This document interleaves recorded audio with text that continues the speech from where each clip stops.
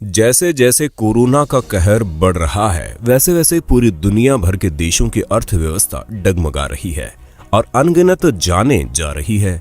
आपको अक्सर social media पर लोग इसे कोरोना वायरस न लिखकर चाइना वायरस कहते हुए दिख जाएंगे। हालांकि वायरस की शुरुआत का किस्सा अभी भी एक रहस्य बना हुआ है, जिसे पूरी दुनिया के वैज्ञानिक और सरकारें सुलझाने में लगी हुई है। लेकिन कहीं न कहीं सब देश चीन को ही दोषी ठहरा रहे हैं। और तो और चीन ने अमेरिका और अन्य देशों की रिसर्च टीम्स को वुहान लैब में जांच पड़ताल करने की इजाजत नहीं दी और कोरोना के मरीजों और मरे हुए लोगों की असली संख्या भी दुनिया के साथ शेयर नहीं की।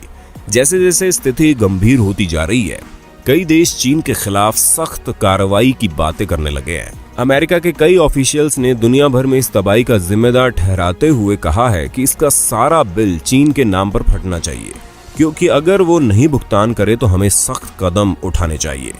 अमेरिका और कई यूरोपीय देश इस वायरस को समय पर नहीं रोक पाए और जल्दी ही बात हाथ से निकल गई।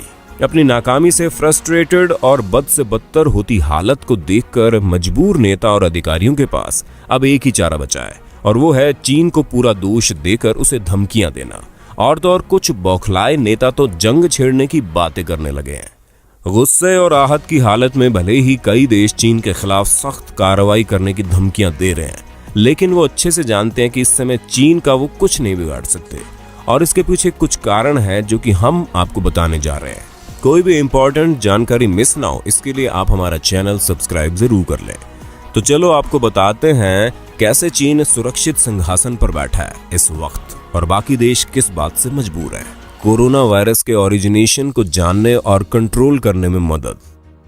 चाहे जो भी कहा जाए, लेकिन सच्चाई यही है कि इस वायरस को रोकने के लिए इसके बारे में और ज्यादा जानना और रिसर्च करना बहुत जरूरी है। इसका अंत ढूंढने के लिए इसका शुरुआत ढूंढना बहुत जरूरी है, और वो तभी मुमकिन है जब चीन इसमें सहयोग करे। यही समय है जब सब देशों को अच्छे संबंधों की कोशिश करके चीन के साथ मिलजुल कर काम करना चाहिए, और करना ही अच्छा उपाय है।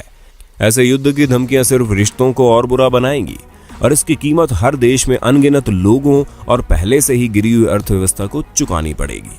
हालांकि कई देशों को लगता है कि चाइना ने वहां पर वायरस से हुए नुकसान की सही जानकारी नहीं दी है, लेकिन अगर एक बार के लिए संदेह को साइड में रखकर हम सोचें कि ये बहुत ही सराहनीय बात है कि चीन ने कैसे इससे लड़ाई की और इसे रोकने में कामयाब हुआ। वो बाकी सारे देशों के साथ मिलकर मेडिकल इंफ्रास्ट्रक्चर को बेहतर बनाने में मदद कर सकता है, और जैसे कि कुछ खबरें सामने आई है कि वो अपने उत्तम डॉक्टर्स की टीम को विभिन्न देशों में मदद के लिए भेज सकता है। अर्थव्यवस्था बहुत नीचे गिर जाएगी। बहुत से देशों में ऑफिशियल्स ये सुझाव दे रहे हैं कि चीन से ट्रेड बंद कर दिया जाए और चीन के लिए एयर ट्रैवल कई सालों तक बंद कर दिया जाए, चीन के अंदरूनी मामलों में दखल दिया जाए और उनमें पास से अपनी कार्रवाई करें। भारत और कई देशों में लोगों ने चीन के सामान को बैन करने की मांग और बहिष्कार करना शुरू भी कर दिया है। लेकिन ये कोई अनदेखा करने वाली बात नहीं है कि चीन से एयर ट्रैवल बंद करने से कई सरकारी और निजी फैक्ट्रीज और बिजनेस भी बंद हो जाएंगे, जो कि ज्यादातर देशों की इकोनॉमी का बड़ा हिस्सा है, और इससे पहले से ही घायल इकोनॉमी और घायल हो जाएगी।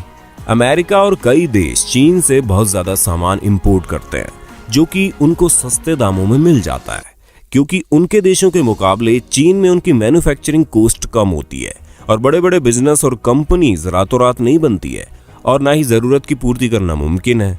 सब कंपनीज को अपने देशों में ट्रांसफर करना होगा, कई उद्योग स्क्रैच से शुरू करने होंगे, और फिर चीन के मुकाबले लेबर कॉस्ट भी बहुत ज्यादा होगी, जो कि पहले से ही इतनी डाउन इकोनॉमी झेल नहीं पाएगी। हमारे देश का उदाहरण लेकर हम आपको बता दें कि यहाँ पर सबसे ज्यादा बिकने वाले मोबाइल कंपनीज जैसे कि हुआवी, ओप्पो, वन प्लस और भी कई कंपनीज चाइनीज हैं, और उनको बंद करने से डिमांड की पूर्ति करने जितने मैन्युफैक्चरिंग भारत में नहीं है। हालांकि हमारा देश इन सब मुश्किलों से उभर सकता है, लेकिन इसमें कई साल लगेंगे, और अभी कोरोना जैसी महामारी में जख्मी देश के लिए एकदम से अर्थव्यवस्था को इतना संभाल पाना मुश्किल होगा, और चीन के अंदरूनी मामलों में दखल देना एक छेड़खानी ही होगी, और चीन इसे एक बेइज्जती की तरह ले सकता है, जिससे एशिया में मिलिट्री कॉन्फ्लिक्ट होने के पूरे चांसेस है। और आपको ये बताने की जरूरत नहीं है कि युद्ध से देश की इकोनॉमी कितनी गिर जाती है। कोई भी देश ऐसे नाजुक हालातों में युद्ध नहीं चाहेगा, और न ही अपनी पहले से कमजोर इकोनॉमी और सुरक्षा को और कमजोर करना चाहेगा।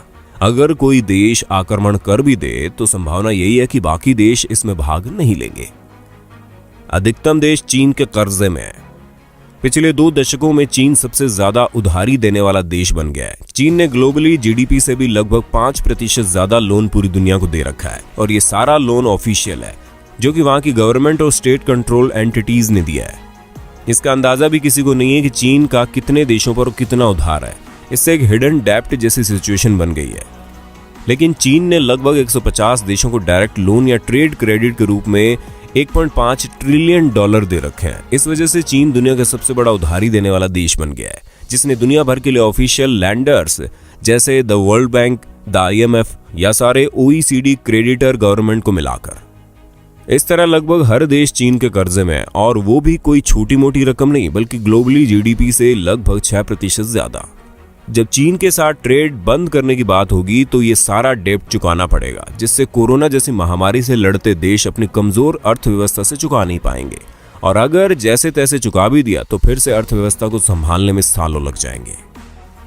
चीन भी किसी मामले में कमजोर नहीं है। जैसे कि अभी हमने बताया कि लगभग सभी देश चीन के कर्जे में है और चीन की इकोनॉमी दुनिया में दूसरे नंबर पर है और चीन की मिलिट्री दुनिया में तीसरे नंबर पर है। चीन की जनसंख्या 1.3 बिलियन है और वहां के लोग दुनिया भर में सबसे ज्यादा IQ के माने जाते हैं। अंदाज के हिसाब से अगले 10 से 15 सालों में वर्ल्ड में 2 लीडर होंगे, एक अमेरिका और एक चीन। चीन की जीडीपी सबसे ज्यादा होगी और कई अन्य फील्ड्स में चीन अमेरिका, रशिया को भी पीछे छोड़ सकता है। चीन की करेंसी युआन पूरी तरह से चीन की सरकार के नियंत्रण में होती है और वो अपनी जरूरत के हिसाब से इसकी कीमत ऊपर नीचे कर सकते हैं। चाइना के पास अभी सबसे फास्ट कंप्यूटर है और वो टेक्नोलॉजी में लगभग हर देश से आगे है और बहुत ही जल्दी दुनिया भर में सबसे एडवांस देश बनाने की काबिलियत रखता है। तो दोस्तों, ये थे कुछ कारण जिनसे बात साफ होती है कि चीन से छेड़छाड़ करना उतना आसान नहीं है जितना अपने घरों में बैठकर इसे जिम्मेदार ठहराते हुए कोसना। इस भयंकर महामारी के पीछे चीन का हाथ हो या ना हो, लेकिन दुनिया भर के देश बहुत मुश्किल में आ गए हैं और उनको इससे आगे निकलने के लिए अच्छे न्यायपूर्ण तरीके अपनाने होंगे और मिलकर काम करना ही होगा। आप भी समझते हैं कि एक देश पर कितना बड़ा संकट आता है जब ऐसी बीमारी इतना भयंकर रूप ले लेती है। इसलिए आप अगर सच्चे देशभक्त हैं तो अपने घरों में रहें, नियमों का पालन करें ताकि ये जल्दी से खत्म हो और देश की इकोनॉमी को और आहत ना पहुंचे।